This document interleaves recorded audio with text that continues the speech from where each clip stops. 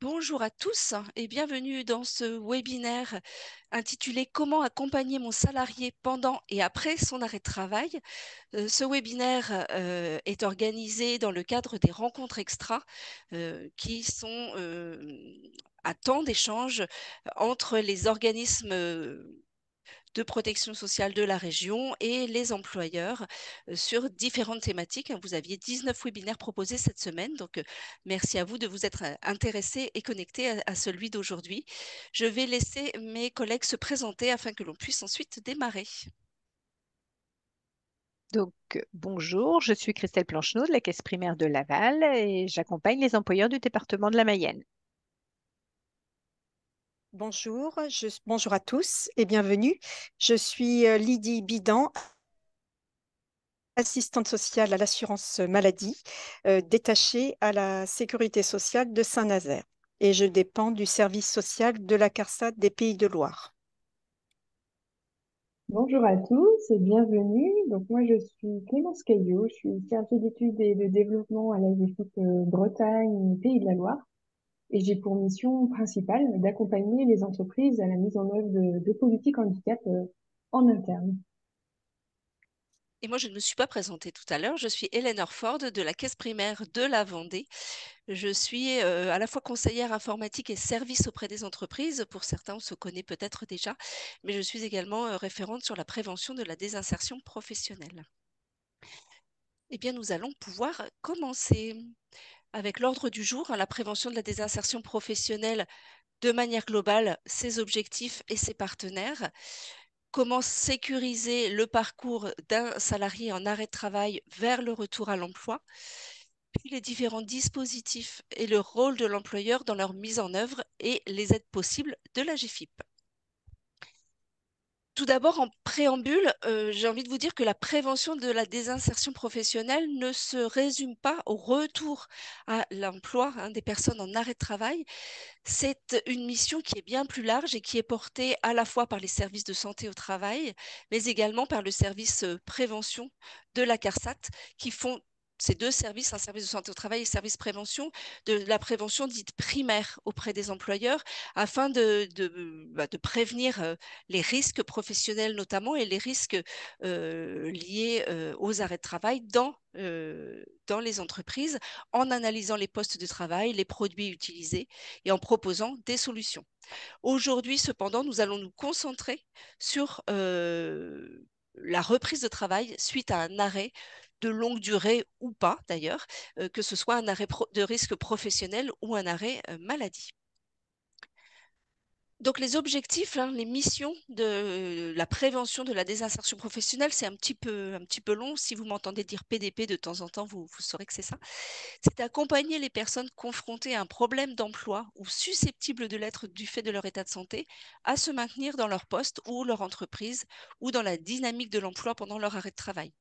Ainsi, on va essayer d'éviter un licenciement pour inaptitude médicale ou accompagner la reconversion professionnelle si celle-ci est nécessaire. L'assurance maladie, de ce fait, propose pendant l'arrêt de travail de votre salarié un accompagnement dédié et la mise en œuvre de dispositifs facilitant le retour à l'emploi. Et pour ça, l'assurance maladie, elle ne travaille pas seule. Déjà, au sein de l'assurance maladie, nous avons trois instances, la CPM, le versant administratif, mais également le service social de l'assurance maladie, dont Lydie est représentante aujourd'hui, et également le service médical, que l'on connaît plus communément sous le nom de médecins conseil, qui vont coordonner leur activité avec différents partenaires comme les services de santé au travail principalement, mais également l'AGFIP qui est présente aujourd'hui, Cap Emploi ou d'autres types de partenaires pour travailler ensemble au retour à l'accompagnement, au retour à l'emploi des salariés. Mais bien sûr, pour travailler ensemble sur cette thématique, ça ne peut se faire qu'avec l'accord de la personne, son accord, mais également son engagement profond dans cette démarche qui ne peut fonctionner que si la personne est fortement engagée elle-même. Et donc, les partenaires vont, avec l'accord de la personne, se concerter autour de la situation afin de déterminer ensemble la situation qui va être la solution qui va être la plus adaptée, voilà, pour lui trouver une solution de retour ou de reclassement nécessaire. On vous donne dès à présent les différents sites auxquels vous pourrez vous référer ensuite, hein, puisque le support vous sera mis à disposition. Donc, toujours côté assurance maladie, le site amélie.fr où vous trouvez pas mal d'informations à la fois côté employeur, mais également côté assuré. Donc, vous aurez les liens sur le support qui vous sera adressé. Vous avez également le lien vers la CARSAT pour tout ce qui va être accompagnement de l'entreprise, notamment sur la prévention des risques. Un lien vers Cap Emploi, un lien vers l'AGFIP, et l'AGFIP vous met également à disposition une adresse mail directement pour vous, les entreprises. Et si vous n'êtes pas partenaire ou adhérent, je ne sais pas quel terme utiliser, j'en suis désolée, de l'AGFIP, vous dépendez peut-être de l'OETH, donc vous a mis un lien également. Je vais laisser la parole à Lydie du service social qui va Alors, parler avec vous de la sécurisation du parcours. je veux juste, si vous voulez bien préciser une chose, c'est que les personnes peuvent poser des questions si elles veulent dans la question-réponse. Pour l'instant, il n'y a pas de questions. Donc, en effet, Lydie, à vous la parole. Alors, merci. Alors, pourquoi la sécurisation de parcours? Eh bien, c'est tout simple. En fait, l'arrêt de travail fragilise la personne dans son parcours de vie, son parcours professionnel, avec bien évidemment l'annonce de la maladie, l'isolement, les complexités administratives et j'en passe. Et donc, du coup, à chaque étape de ce parcours se jalonnent des freins, des obstacles et bien souvent un découragement à la reprise du travail. Et donc, c'est là, en tant que service social, que nous sommes présents tout au long de l'arrêt et donc nous assurons un accompagnement que l'on appelle un accompagnement psychosocial, donc auprès des assurés, on va dire, du régime général, mais aussi auprès des travailleurs indépendants dont l'état de santé peut poser des difficultés. Et donc, les missions essentiellement sont la sécurisation du parcours de santé, lorsqu'effectivement la personne se trouve en difficulté de santé, dès qu'il y a un blocage administratif. Et la deuxième mission principale, prévenir de la désinsertion professionnelle, en fait, dès que l'arrêt de travail se prolonge et que la reprise du travail peut poser problème.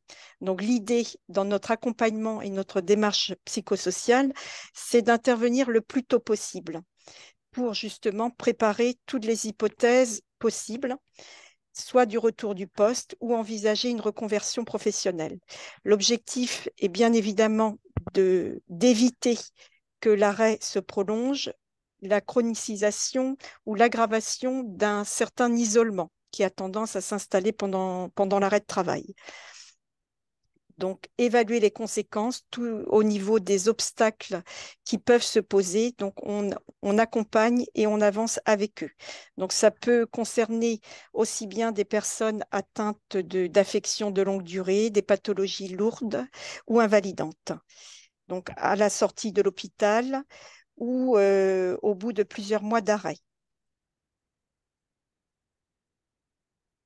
L'accompagnement psychosocial, on établit en fait une relation de confiance, un travail d'écoute et une prise en compte dans la globalité de la personne.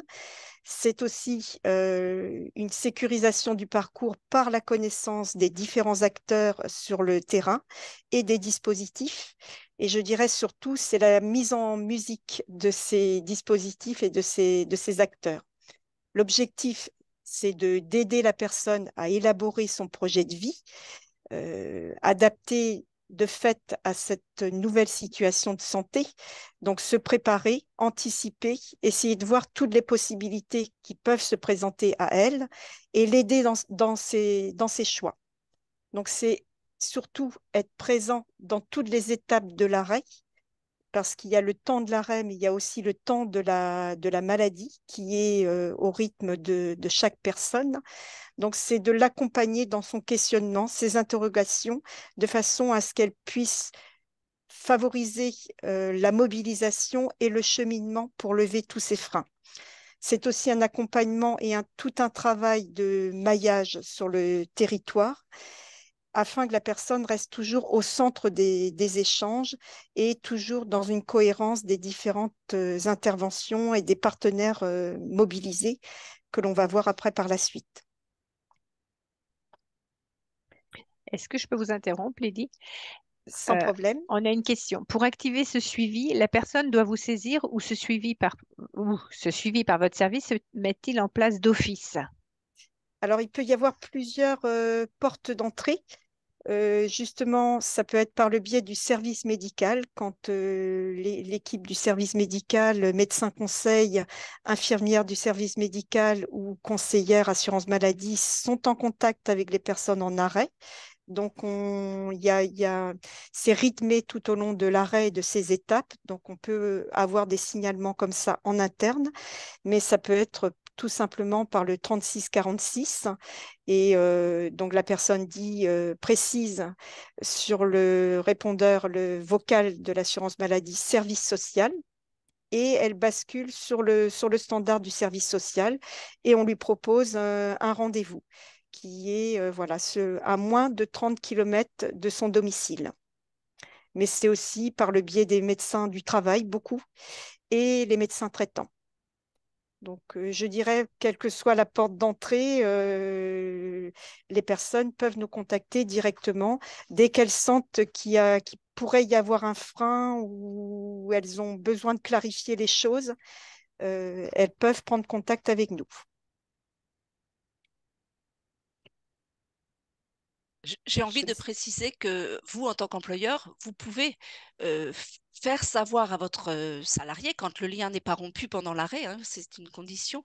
Parfois, c'est plus Mm. compliqué que ça, mais parfois, voilà, le lien est maintenu pendant l'arrêt. Il y a des salariés qui évoquent avec vous leur inquiétude et les difficultés qu'ils risquent de rencontrer. Ben, vous pouvez avoir ce rôle d'orientation. Vous ne pouvez pas le faire à leur place, mais vous pouvez leur dire, n'hésite pas, appelle le 36 46 pour être accompagné par le service social. Donc, à préciser que nous sommes tenus par le secret professionnel, donc on les met en toute confiance. On est justement comme un service social régional, donc on est indépendant de tous les autres services administratifs et c'est ce qui nous permet justement d'intervenir aussi librement et pour la personne, pour l'aider dans ses choix à clarifier les choses. Et du coup, comme j'ai repris la parole, ça me permet d'enchaîner justement sur le renforcement de la prévention de santé au travail par le biais de la loi du 2 août 2021, où là, en tant qu'employeur, vous avez le fameux rendez-vous de liaison. Et effectivement, ça peut être une opportunité de renforcer le dialogue avec votre salarié ou de l'établir. Et effectivement, si vous sentez des freins, des obstacles, vous pouvez orienter vers le service social. Donc, ce rendez-vous de liaison est possible désormais depuis cette loi pour tout arrêt supérieur à 30 jours. Et les services de prévention et de santé au travail peuvent y être présents, mais leur présence n'est pas forcément obligatoire. Cette loi a également renforcé aussi la visite médicale à mi-carrière. Donc, c'est aussi l'occasion d'établir le dialogue aussi et la fameuse GPEC, gestion des prévisionnelle des emplois et des carrières.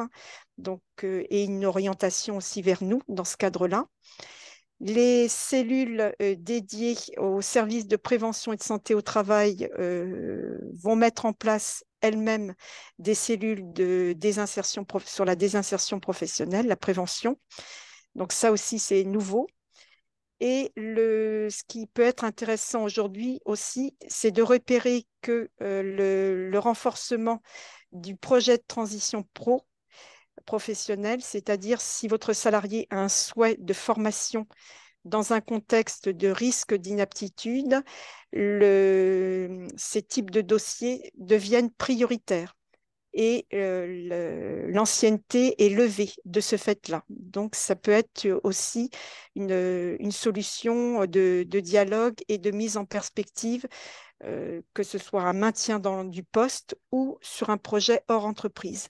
Et enfin, le renforcement aussi de l'essai encadré et de la convention de rééducation en entreprise s'est réaffirmé au travers de cette fameuse loi. Et nous allons développer ces outils-là par la suite. C'est pour ça que je n'en dis pas plus. Et je donne la parole Alors, à est- Hélène. est-ce qu'on peut vous poser quelques questions, Lydie, avant de passé. Oui, Donc, oui. qui est présent au rendez-vous de liaison? Alors, le rendez-vous de liaison, c'est l'employeur qui le demande à son salarié qui est en arrêt, alors que jusqu'à présent, la justification d'absence était faite au travers de l'arrêt de travail et le contrat suspendu. Et c'était toujours un peu difficile de trouver la mesure, le maintien du contact. Là, ça officialise la possibilité en tant qu'employeur de prendre contact avec votre salarié en arrêt où le médecin du travail peut être présent, mais sa présence n'est pas obligatoire. Donc, en gros, c'est le salarié et vous en tant qu'employeur. Ok. Je On ne va sais pas passer si c'est bon. Oui, on va passer la parole à Hélène et on verra les questions après, si vous voulez bien. merci. Très bien. Donc, nous allons enchaîner avec la présentation de quelques dispositifs et le rôle de l'employeur dans leur mise en œuvre.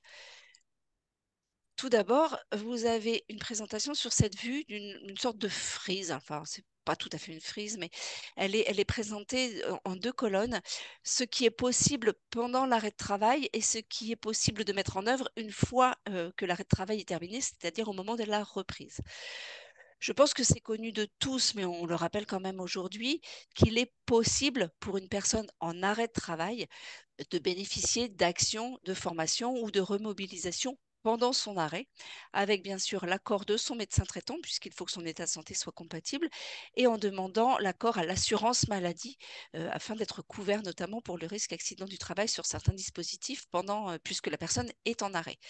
Donc vous avez différents dispositifs mobilisables pendant l'arrêt, ce qu'on appelle la période de mise en situation en milieu professionnel. Tout ce qui va être de droit commun, type bilan de compétences, validation des acquis de l'expérience, formation ou autre. Un dispositif spécifique sur lequel on ne développera pas aujourd'hui, mais qui s'appelle IncluPro. MOAJ, module d'orientation approfondie pour les personnes en arrêt de travail. Donc, ce sont des dispositifs spécifiques aussi que l'on ne développera pas aujourd'hui, mais qui existent. Et l'essai encadré que l'on va développer un petit peu tout à l'heure. Et ensuite, vous arrive donc la fin de l'arrêt de travail et au moment de la reprise, différentes choses peuvent être mises en œuvre pour faciliter la reprise. Le plus connu, c'est le temps partiel thérapeutique, bien sûr, mais vous avez également, Lydie l'a évoqué tout à l'heure, renforcé par la loi du 2 août 2021, la nouvelle convention des rééducations professionnelles en entreprise. Tout cela au moment de la reprise du travail, bien sûr. Donc un petit focus aujourd'hui sur l'essai encadré, c'est connu maintenant, il est mis en œuvre depuis 2017, mais pas forcément très connu par vous-même ou peut-être connu de nom mais pas mis en œuvre. Donc l'essai encadré, il permet, pendant l'arrêt de travail, de tester la compatibilité d'un poste avec l'état de santé du salarié, c'est-à-dire tester sa capacité à reprendre son ancien poste de travail, tout simplement. Parce qu'il peut y avoir des lésions d'un accident du travail ou des séquelles d'une pathologie qui peuvent faire se poser la question au médecin du travail sur la capacité à reprendre. Ça peut être l'occasion de tester une préconisation d'aménagement de poste et de voir quels ajustements doivent être faits, ou bien tester un nouveau poste de travail quand il a été identifié par le médecin du travail que la reprise à l'ancien poste ne sera pas possible, ou alors préparer une reconversion professionnelle, notamment dans le cadre d'un essai encadré dans une autre entreprise. C'est ce que je vais développer juste après. Donc, ce sont les quatre objectifs principaux. Et forcément, vu que l'objectif est différent, ça ne se passera pas tout à fait de la même manière. On n'évaluera pas les mêmes choses. Donc, à qui s'adresse l'essai encadré? Il s'adresse aux salariés titulaires d'un contrat de travail en arrêt de travail indemnisé par la CPAM et présentant un risque de désinsertion professionnelle. Ce risque-là, il est identifié par le médecin du travail. Il est mis en œuvre cet essai pendant l'arrêt de travail avec l'accord du médecin traitant et du médecin conseil. Et il se déroule soit dans l'entreprise d'origine, soit dans une autre entreprise si l'objectif est de tester un nouveau poste, puisque la personne, a priori, n'aura pas de poste possible pour son retour dans son entreprise. Combien de temps peut durer un essai encadré? Donc ça, on va dire, ça peut aller de 1 jour, 2 jours, 3 jours, jusqu'à 14 jours ouvrables maximum. éventuellement renouvelable pour une période maximum de 28 jours. Quand on dit renouvelable, c'est quand le médecin du travail ou éventuellement un ergonome de Cap Emploi ou de l'organisme de placement qui va accompagner va identifier qu'ils ont manqué de temps sur la première période pour pouvoir bien identifier ou explorer les difficultés. Donc, on peut renouveler. Ça s'appelle un renouvellement. En revanche, si on a fait un premier essai encadré et qu'il n'a pas été concluant, que l'on souhaite, avec l'employeur, proposer un autre poste, ce ne sera pas un renouvellement, ce sera un nouvel essai. Mais c'est possible d'en faire plusieurs. Pendant cet essai encadré, la CPAM continue de verser les indemnités journalières comme elle le faisait, comme elle le fait depuis le début de l'arrêt. Et vous, employeur, eh bien, si vous vous interrogez sur la possibilité de mettre en œuvre ce dispositif, eh bien, vous devez en échanger avec le médecin du travail ou éventuellement les organismes de placement avec lesquels vous travaillez peut-être déjà, comme Cap Emploi ou Comet. Et votre salarié, lui, sera accompagné par le service social de l'assurance maladie qui expliquera bien les tenants et les aboutissants de ce dispositif. N'hésitez pas à poser vos questions sur l'essai encadré. Christelle, est-ce que nous en avons avant de passer au temps partiel thérapeutique? Non, Non, pas pas sur sur l'essai cette encadré. partie-là. Bah, peut-être tout à l'heure. Voilà, on verra. Le temps partiel thérapeutique, c'est un dispositif aussi d'aide au retour à l'emploi qui est très ancien, qui est plus connu, pas forcément toujours très bien utilisé. C'est pour ça aussi qu'on en reparle aujourd'hui.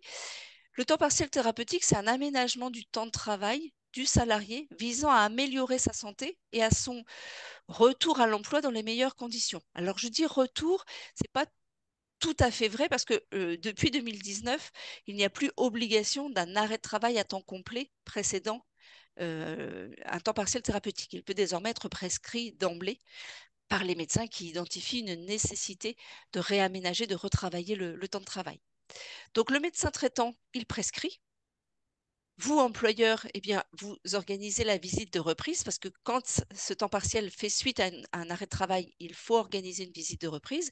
Et pendant cette visite de reprise, le médecin du travail, lui, il va pouvoir, bien, en échangeant avec le salarié, faire des préconisations d'organisation à l'entreprise pour la mise en œuvre.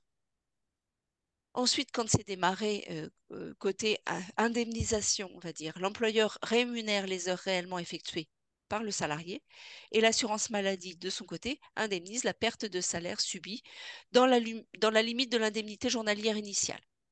Ça, c'est vraiment les éléments de base de l'indemnisation.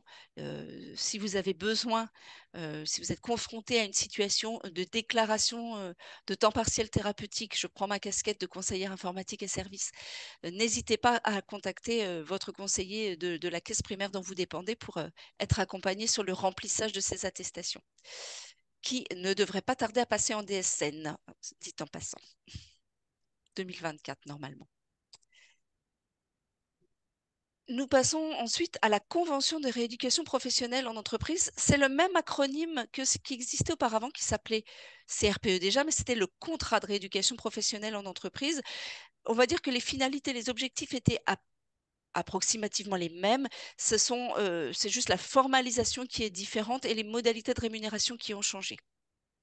Donc, la convention de rééducation professionnelle en entreprise, c'est un dispositif de l'assurance maladie destiné aux salariés déclarés inaptes ou pour lesquels le médecin du travail a identifié un risque d'inaptitude.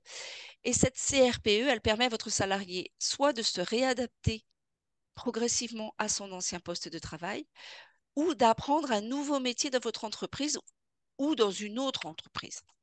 Donc, la différence par rapport à un essai encadré, c'est que l'essai encadré permet de tester et parfois un essai encadré aura permis d'identifier un besoin, une possibilité de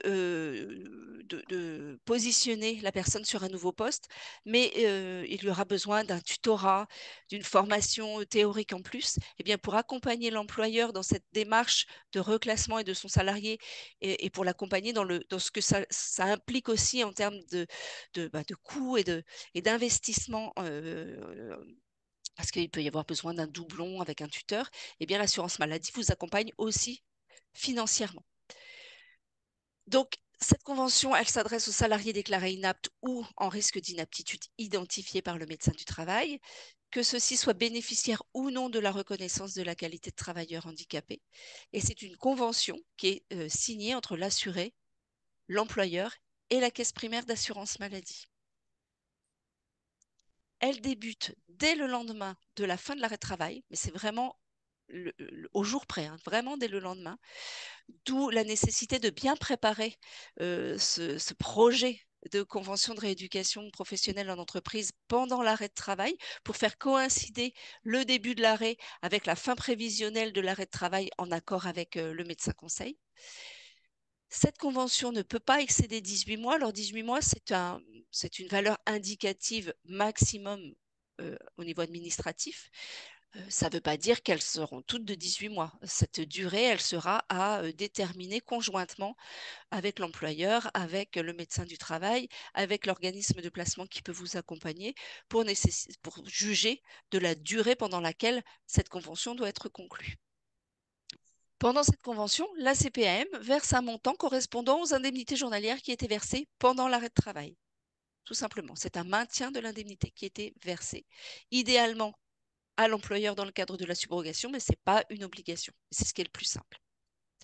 Donc, vos interlocuteurs en tant qu'employeur, c'est le médecin du travail, comme toujours, et les organismes de placement spécialisés. Et pour votre salarié, comme pour l'essai encadré, il faut l'orienter vers le service social de l'assurance maladie.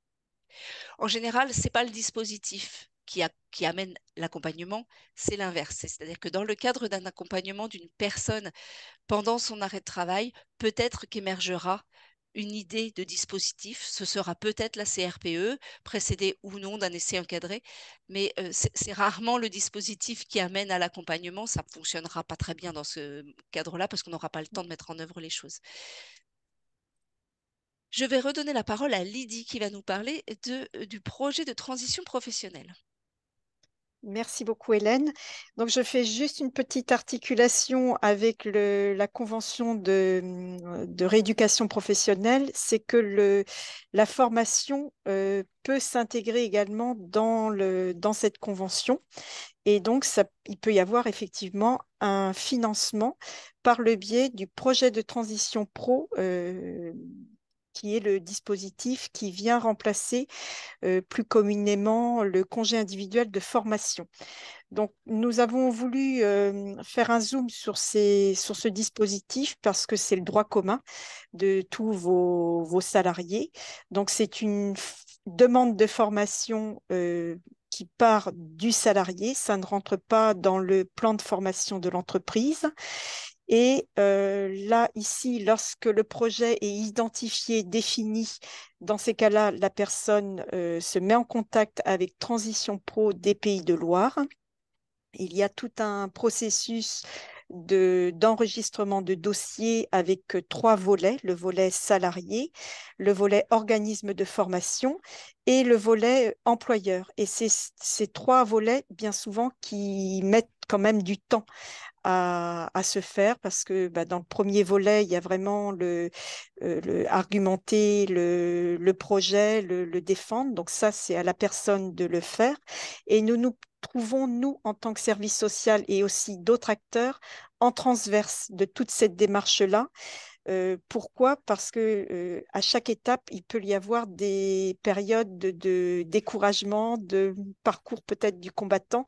Et donc là, on est là pour remotiver, remettre de la clarté dans les circuits et aider la personne à aller jusqu'au bout, jusqu'au dépôt de la demande. Donc ça prend, là, on a mis environ 4 mois, tout ce cheminement.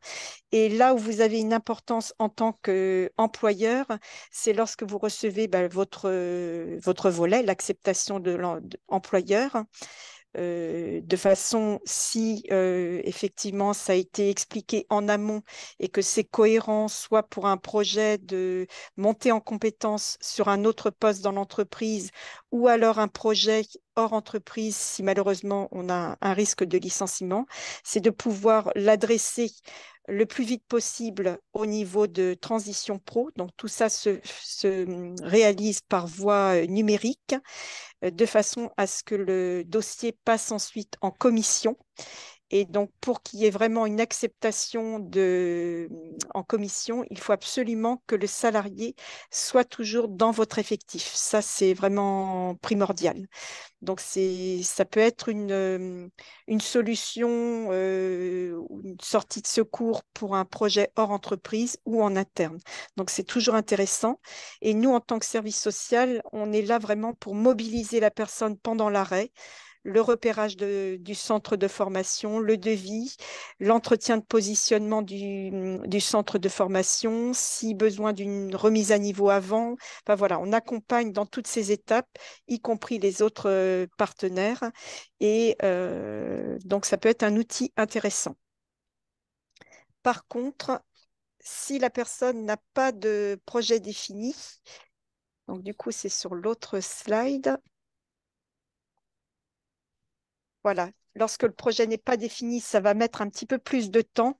Donc, on a indiqué les 4 mois, mais il y a bien évidemment du coup besoin de vérifier, d'explorer le projet.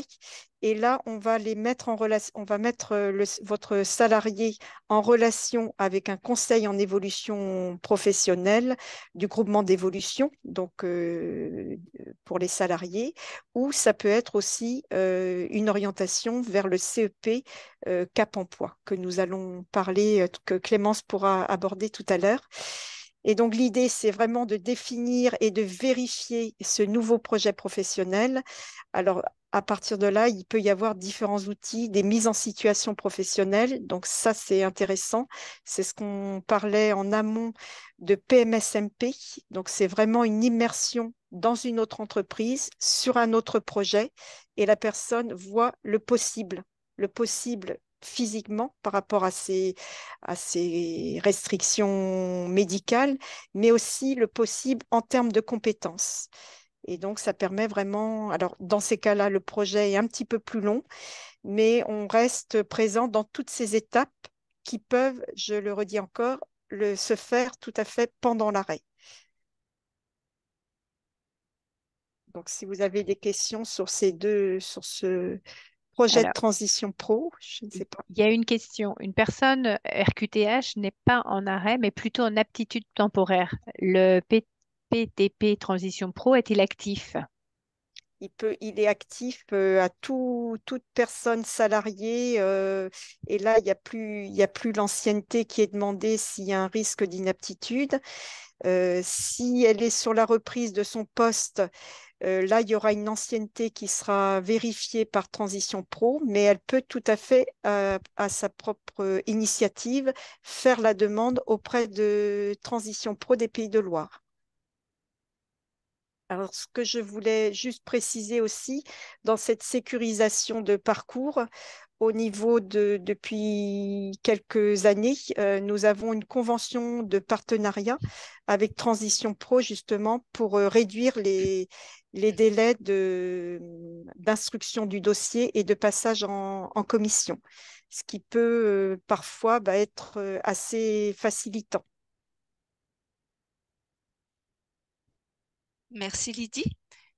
Nous allons passer De la rien. parole à Clémence Caillot de la GFIP. Merci Hélène.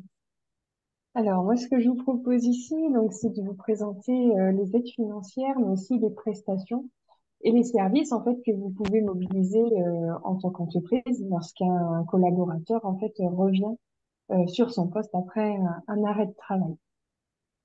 Donc, vous retrouverez en fait sur cette slide la clé d'entrée besoin et la prestation, l'aide ou le service que vous pouvez mobiliser au regard du besoin qui sera identifié.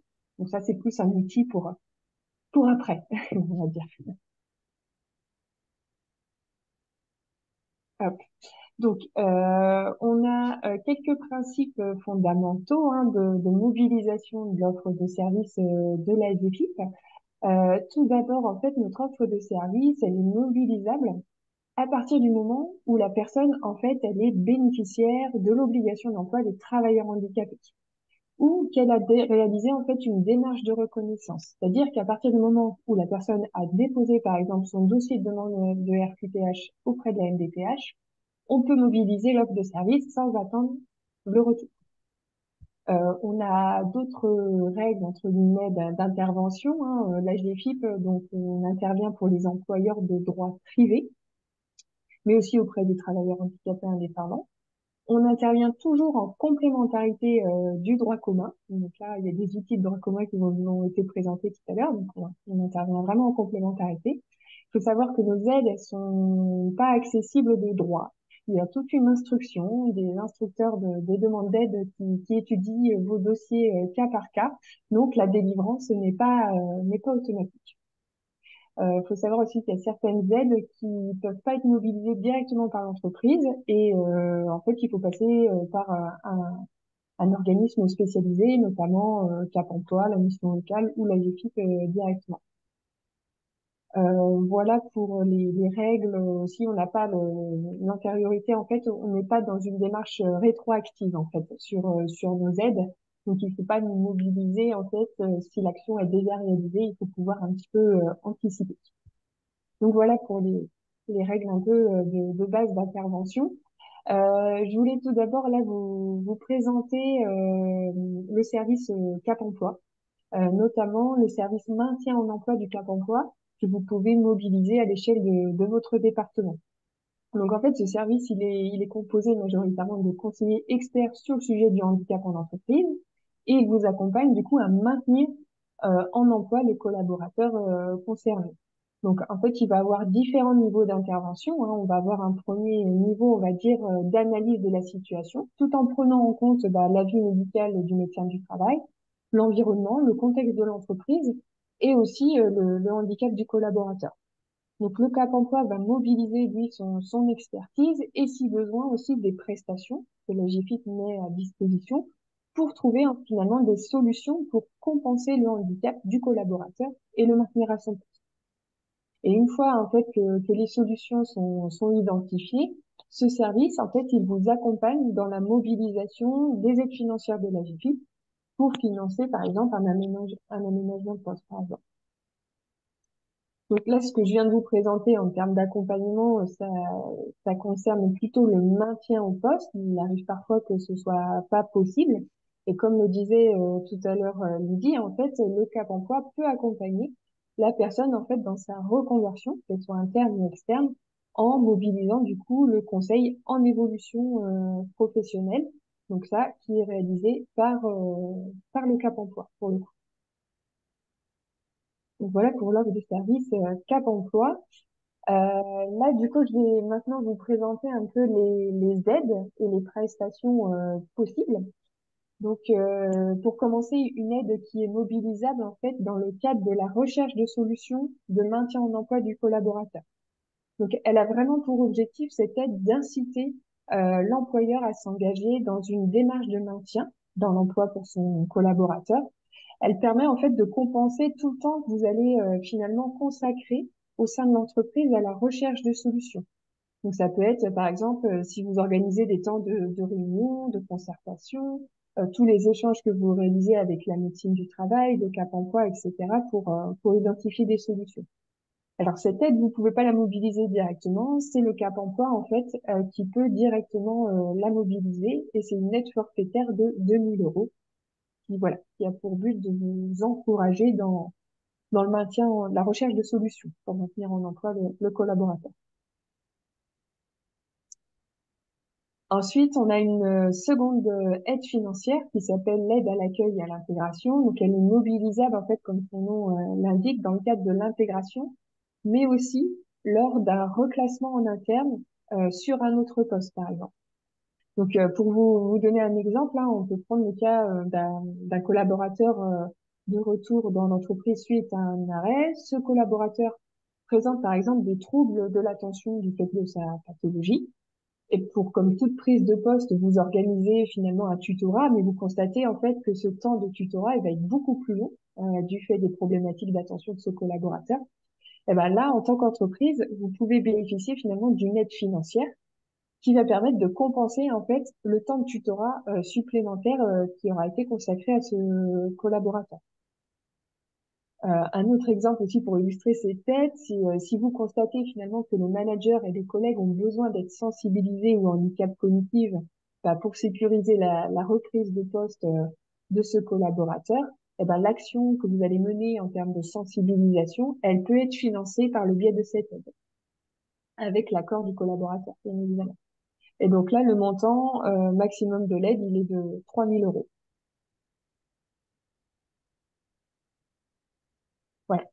Alors là, tout à l'heure, c'était 2 aides financières. Là, je vais vous présenter en fait 2 aides qui sont plus des prestations. Pardon, j'ai dit aides, mais c'est des prestations.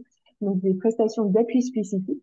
Donc en fait, ces prestations, elles sont mobilisables pour toutes les typologies de handicap. Handicap auditif, moteur, visuel, etc. Et en fait, cette prestation, elle consiste vraiment à faire intervenir en entreprise un expert du handicap, par exemple le handicap visuel. Et l'objectif de cette prestation, finalement, ça va être d'identifier les conséquences du handicap sur le poste et d'identifier aussi des moyens de compensation.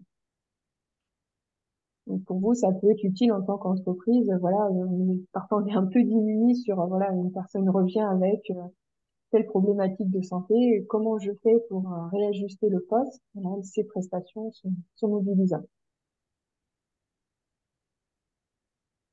Donc, on a une seconde prestation qui va être l'étude ergonomique qui est préalable à l'aménagement de poste. Donc, en fait, cette aide, elle a pour objectif d'analyser la situation de travail et d'identifier finalement des solutions pour adapter le poste en fonction du handicap de la personne. Donc, ça, c'est quelque chose aussi que vous pouvez mobiliser lorsqu'une personne revient d'arrêt et qu'elle a fait une démarche de reconnaissance ou si elle est déjà reconnue.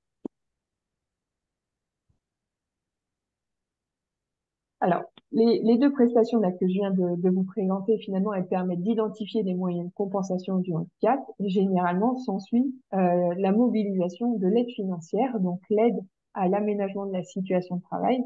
Donc, en fait, cette aide, elle a pour objectif de financer tout ce qui est moyens humains, techniques ou organisationnels qui permettent finalement de compenser le handicap. Donc, ça peut être, par exemple, un siège ergonomique, un bureau réglable en hauteur, ça peut être par exemple le recours à un interprète en langue des signes aussi, par exemple.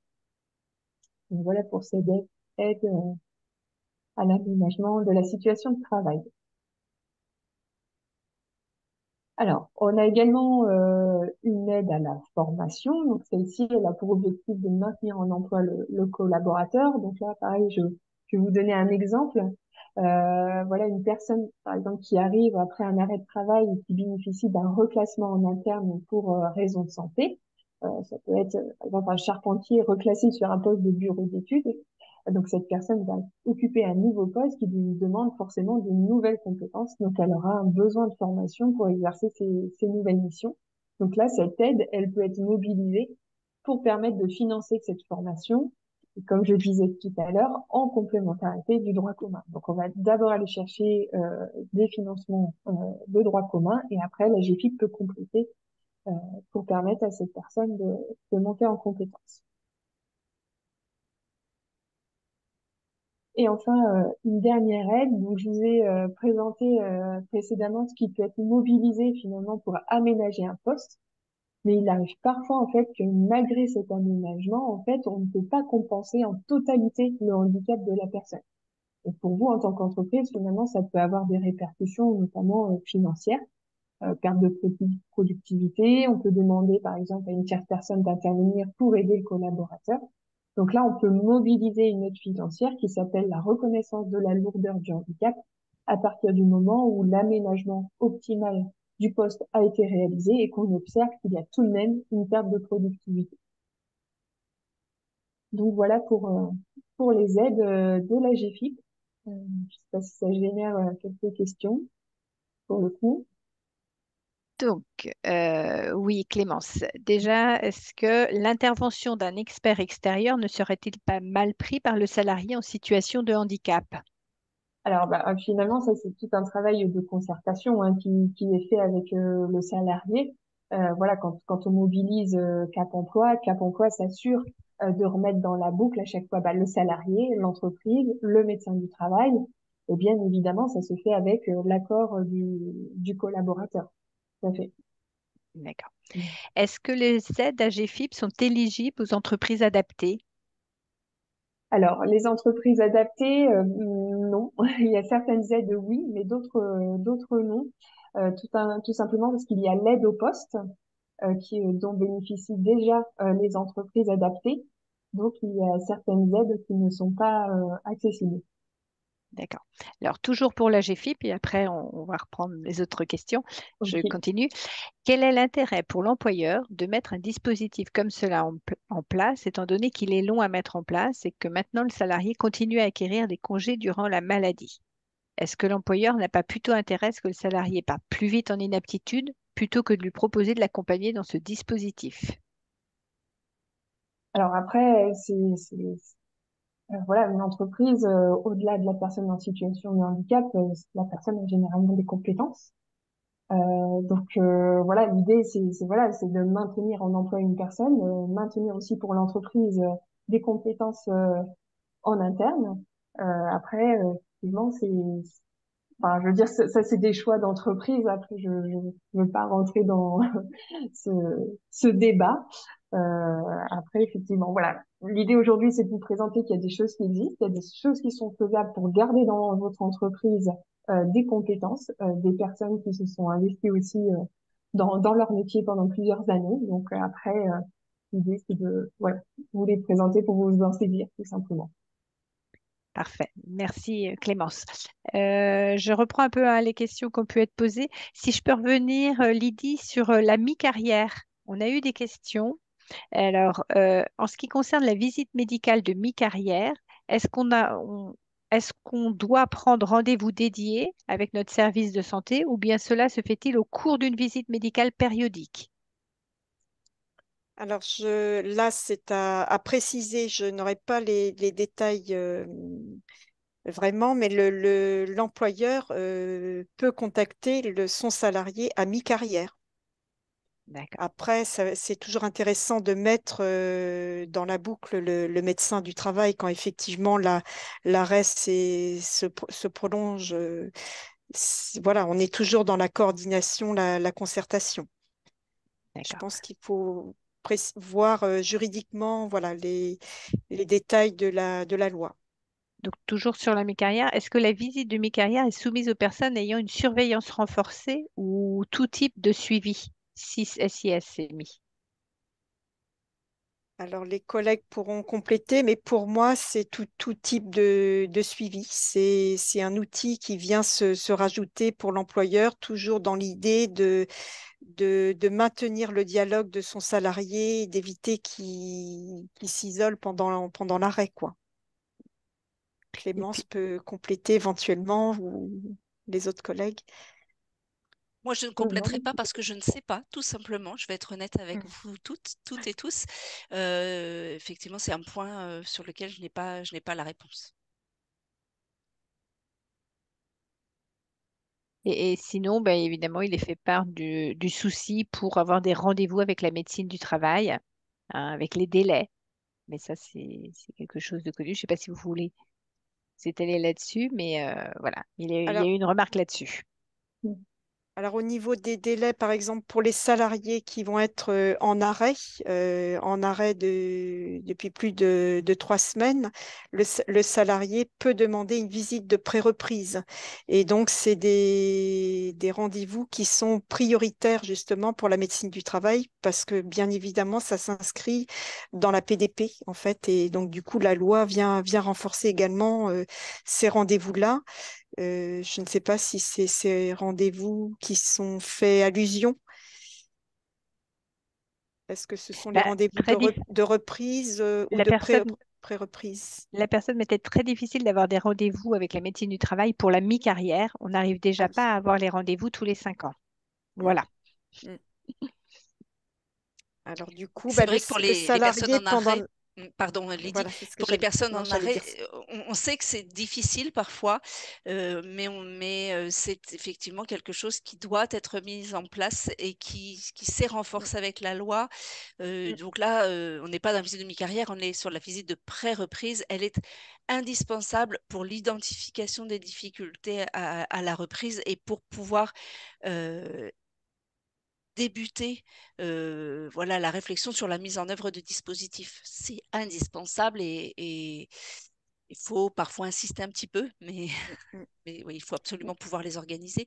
C'est pas l'employeur qui peut la prendre, à moins que maintenant l'employeur puisse le faire, mais je ne crois pas. Donc C'est le rendez-vous de liaison, bon, d'accord. l'employeur. Et Mais oui, la la visite de visite de pré-reprise, pré-reprise, c'est le salarié c'est lui-même. vraiment, voilà, le salarié lui-même, le médecin traitant, le médecin conseil. Et nous, en tant que service social, on explique justement, on démystifie aussi ce fameux rendez-vous avec la médecine le service de santé au travail, voire les préparer aussi. Et c'est vraiment la première étape de l'accompagnement. Quand on amorce justement la réflexion, le point de départ, c'est le positionnement de l'aptitude ou de l'inaptitude sur le poste d'origine. Et le Et là, terme peut on peut, peut-être faire peur à vos salariés. Quand on oui, dit visite de pré-reprise, il ne faut pas que vos salariés aient peur et qu'ils aient l'impression, si vous leur en parlez, que vous souhaitez les remettre au travail la semaine prochaine. Ce n'est pas l'objectif.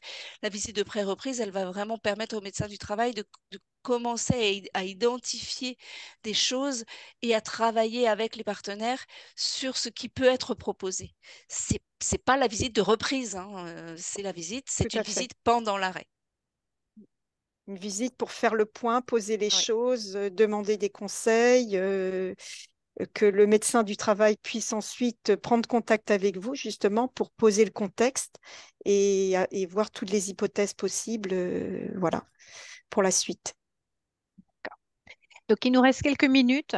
Euh, Qu'est-ce que l'organisme Comet? Alors, qui va pouvoir répondre parce que moi-même, je ne sais pas répondre. En fait, l'organisme Comet, je me permets de prendre Bien la sûr. parole, mon collègue.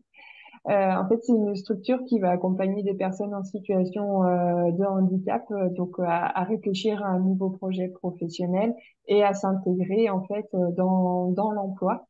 Et elles accompagnent aussi parfois les entreprises, voilà, pour mettre en place, sécuriser en fait l'intégration dans un nouvel emploi. Mm. Très bien, Pour, com- merci. pour compléter juste rapidement, ce sont des structures qui sont rattachées à des centres de rééducation fonctionnelle. Donc, c'est dès le lit d'hôpital. Donc, c'est vraiment très en amont. Et donc, c'est très intéressant de travailler avec ces équipes. C'est un des acteurs supplémentaires dans les parcours. Très Moi, bien. je voulais juste, si j'avais le temps, de préciser deux petits points très rapidement sur le Mhm. projet de transition pro, qui est donc du droit commun et dont la GFIP vient en complémentarité dans les demandes de financement de formation. Donc ça, c'est assez intéressant à avoir en tête.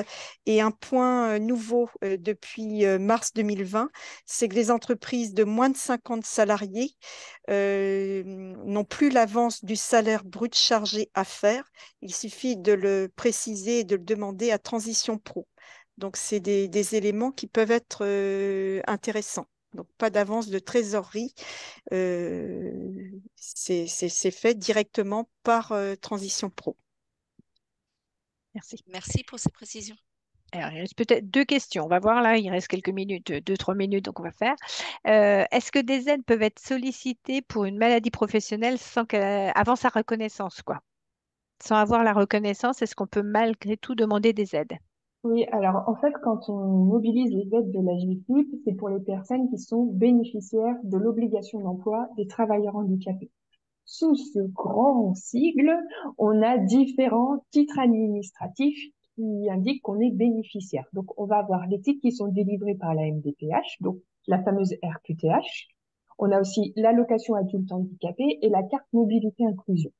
Ensuite, on a des titres aussi qui sont délivrés par l'assurance maladie. Donc, on va avoir la pension d'invalidité et aussi la maladie pro. Quand on a une maladie pro ou un accident du travail et que ça génère un taux d'incapacité supérieur à 10%, d'emblée, on est reconnu bénéficiaire de l'obligation d'emploi des travailleurs handicapés. Donc, pour répondre clairement à votre question, la personne qui a une maladie pro avec un taux d'IPP supérieur à 10% n'a pas besoin de faire une demande de RQTH. Elle est de suite bénéficiaire de l'obligation d'emploi des travailleurs handicapés. Et si je peux compléter, avant que le taux soit déterminé, la personne est en arrêt, elle est reconnue en arrêt pour maladie professionnelle ou accident du travail, mais le taux n'est pas encore déterminé. Et c'est là où on accompagne les personnes à déposer, à enclencher un dossier MDPH. Et avec simplement le reçu du dossier MDPH, ça ouvre déjà des portes et des outils de mobilisation. Donc, c'est intéressant de sensibiliser les salariés sur ça qui est souvent sujet de discussion et de frein, en fait, pour faire ces dossiers administratifs. Très bien, merci. Alors, j'ai une dernière question et ça tombe bien, on est resté sur la page aide financière liée à la RLH. Donc, comment est valorisée la RLH? Comment peut-on valoriser la non-productivité due au handicap? Qui décide? Voilà ma En, dernière question. en fait, c'est tout un dossier qui doit être constitué, où là, du coup, vous pouvez aussi être accompagné par Cap Emploi pour le montage de ce dossier. Et l'idée, en fait, c'est de regarder au regard d'une mission le temps qu'un salarié lambda est censé mettre et le temps que le salarié en situation de handicap met. Et en fait, c'est ce delta qui va, du coup, permettre de justifier finalement qu'il y a soit une perte de productivité, par exemple ou de se dire, par exemple, je sais pas moi, un manager, finalement, tous les matins, eh ben, il consacre un quart d'heure au rappel des consignes, parce que la personne, par exemple, a un handicap cognitif et ne mémorise pas les consignes. Eh ben, c'est ce quart d'heure-là qu'on va pouvoir valoriser aussi dans la demande de RLH. Donc, c'est un dossier qui est relativement complexe. Je suis assez transparente à monter. Mais voilà, on est obligé de passer par là pour du coup justifier de ce problématique de productivité ou de temps consacré supplémentaire pour compenser le handicap. D'accord, merci. Alors, est-ce qu'on peut mettre les contacts, que les personnes puissent mettre, si tu veux bien, Hélène, merci. Voilà, hein, les contacts. Il reste une dernière question. On a 2 minutes et on gratte un petit peu là. Pour les salariés en arrêt de travail pour maladie professionnelle depuis plusieurs années, qui ne pourra plus exercer, enfin qui pourront plus exercer au sein des activités de l'entreprise, comment l'accompagner pour que cela soit avantageux pour lui, mais également pour l'entreprise? Car l'acquisition des congés payés continue et sont maintenant rémunérés. Est-ce que quelqu'un a la réponse?